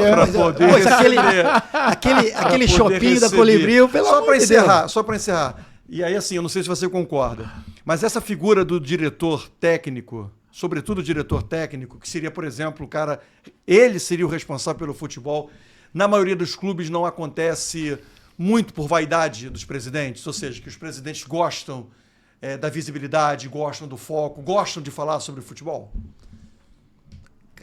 Poxa, desculpa eu não te responder bem essa pergunta, mas eu não posso nunca dar uma opinião de algo que eu não sei, né? Eu não sei. Os presidentes que eu trabalhei, nenhum tinha essa vaidade pessoal, né? Eu trabalhei com o Eurico, com o Petralha, com o Laércio, com o Alírio, o Tininho. Não tinha essa vaidade pessoal? Eu não notei, eu não notava. Eu não notava eu de discordo, querer... assim, perdão, mas eu discordo porque o Eurico, por exemplo, quem falava de futebol no Vasco era ele. Tá bem, mas ele sabia falar. Sim, mas ele era o presidente, né? Sim. Ele nunca permitiu uma figura dessa no clube. Veja bem, eu não senti. Ah, tá. Eu não sentia. Eu talvez por eu gostar dele, não me importava. Tanto é que no meu tempo ele não falava nada de futebol. Como treinador, não. Nunca eu vi ele falar algo do futebol, taticamente, tecnicamente. Não. Ser o responsável pelo futebol do clube, como presidente. Ou seja, ele não delegava essa função a um diretor técnico, por exemplo. Não tinha um diretor técnico, tinha o Anderson Barros, que era executivo. Sim, executivo. Mas o técnico não. O técnico, quem fala... Ou seja, quem cobrava, quem discutia futebol no Vasco com o treinador, era ele. Não era essa figura de... No Flamengo, nós temos Quem é a figura do diretor técnico? É o José Boto. O Boto é executivo. Sim, mas o Flamengo não tem essa figura. Então, O Flamengo não tem. O São Paulo tem. O São Paulo tem o Muricy. O Paulo Grêmio, Autuori, o Autuori Grêmio, agora, eu não sei onde está, o Autuori está parado? Não, o Paulo Autuori está no Peru. Os únicos que tem é o Grêmio. Sim, mas agora, né? O Grêmio tem agora, porque até pouco tempo não tinha. Então, eu quero dizer isso, assim, essa figura. Para mim, imagina só, você faz uma pergunta assim, mas Milton, quem seria uma parte mais importante para poder avaliar do futebol? O executivo é um profissional, o treinador é um profissional, eles têm que ter alguém Perfeito. que consiga avaliar o trabalho deles. O presidente vai avaliar de todos, é a ponta da pirâmide. Claro. E ali delegar poderes e dizer, meus amigos, o futebol é com vocês, mas eu vou ver resultado. Vou ver resultado e trabalho. Acho que isso é simples. É lógico que nós teríamos Não, mas foi bom mais demais. um ou dois Bom programas demais, para falarmos. Bom demais. A quantidade de conhecimento que você tem, cara, é óbvio que já alguém vai perceber, vai ter a percepção da tua qualidade, da tua capacidade, da tua qualificação e Obrigado. o mercado vai estar aberto para você aí, com certeza. Milton, obrigado, tá? Parabéns, cara. Por bater Obrigado esse aí. papo aqui com a gente. Fiquei muito feliz de estar aqui com vocês. Obrigado. Dois ícones Que do... isso. Que isso. Do A gente esporte apertou brasileiro. um bocado você, limpou os óculos várias vezes, olhou para a assessor de imprensa, mas foi bem, a gente gostou. Contou e mandou Contou e mandar muito, bem muito pra bem. caramba. É isso mesmo, é isso aí, a gente E tá pra isso. vai receber o kit da Colibril. Quem conta e manda recebe Colibril. né? Claro, pronto. Olha aí. Colibril, nossa parceira, cadê aquela imagem? Cadê aquela imagem pra gente Tentadora. mostrar? Aí, ó, Olha só. Ai, Vou ai, tomar ai. garganta Colibril, seca aqui. Você hein? tá, Rio de Janeiro tá fazendo seu evento, pode acionar o pessoal da Colibril, chopp artesanal, DNA do Rio de Janeiro, 9 tipos de chopp para todos os gostos. Colibril, nossa grande parceira aqui no Conta e Manda E a gente queria agradecer demais a galera que participou aqui com a gente, que compartilhou, que está seguindo a gente, que está ativando o sininho para receber as nossas notificações. Já são mais de 10 milhões de visualizações só nos últimos 90 dias. E em breve, mais um grande convidado, como a gente teve hoje aqui, o Milton Mendes. Um abraço e até a próxima, galera. Valeu! Abraço.